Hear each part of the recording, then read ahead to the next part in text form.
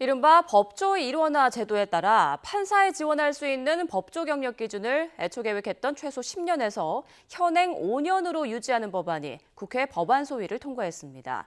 대법원은 부족한 법관 수를 안정적으로 충원하려면 지금 수준에서 묶어두는 게 불가피하다며 찬성 입장을 밝혔는데 사법개혁에 역행하는 계약이라는 비판도 나오고 있습니다. 나혜인 기자입니다.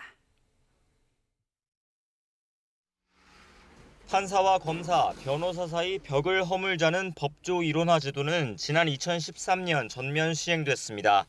쉽게 말해 변호사나 검사 등 다른 법조 경력이 있는 사람만 판사가 될 수 있게 한 건데 법원 내 관료주의를 깨고 다양성을 불어넣자는 뜻에서 도입됐습니다. 사법연수원만 졸업한 뒤 법원 안에서 도제식으로 길러지는 법관 양성 체계를 바꿔보자는 취지도 반영됐습니다.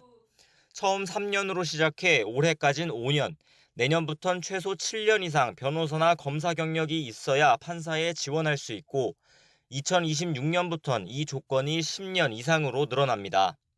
하지만 5년 제한 마지막 해인 올해 일선 법원에선 지금 수준으로 경력 기준을 유지해야 한다는 목소리가 커졌습니다. 지금도 다른 나라보다 법관 수가 부족한데 10년 이상 경력자만 판사가 될 수 있다면 인력 충원은 더 어려워진다는 겁니다.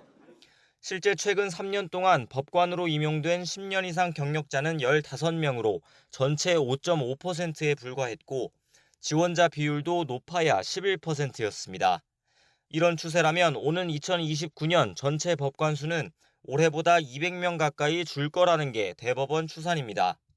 법원 측의 강력한 주장에 결국 국회 법제사법위원회 법안 소위는 지난 15일 법관 지원 경력 조건을 현행 5년 이상으로 유지하는 법원조직법 개정안을 통과시켰습니다. 당장 민주사회를 위한 변호사 모임 등 사법개혁의 목소리를 높여온 단체들은 거세게 반발했습니다. 법관사회 카르텔을 깨자는 애초 제도 취지에 역행할 뿐만 아니라 경력 조건을 5년으로 유지하면 이른바 후관 특혜를 누린 대형 법무법인이 전략적으로 소속 변호사를 예비법관으로 키울 수 있다고 비판했습니다. 법관의 임용 과정이라는 것이 주로 성적을 기준으로 하고 약간 서열 또는 줄 세우기 이런 문화가 좀 없었다고 얘기하기는 어렵거든요. 법관 임용의 기준 자체도 이제는 조금 바뀌어져야 되고. 대법원은 거듭 법조 일원화 제도를 현실에 맞게 개선하자는 것일 뿐 사법개혁 후퇴가 아니라고 반박했지만 거센 외부 반발로 개정안은 법사위 전체 회의에 올라가지 못하고 있습니다. 사법부가 순혈주의에서 벗어나 다양성을 확보해야 한다는 취지에는 대법원의 생각도 다르지 않아 보입니다. 다만 국민에게 더 나은 재판을 제공하려면 인력 충원이나 처우 개선 등 우수한 법조인이 법관에 지원할 수 있도록 유인책이 먼저 마련돼야 한다는 입장이어서 판사 지원 자격을 둘러싼 논쟁은 한동안 계속될 것으로 보입니다. YTN 나혜인입니다.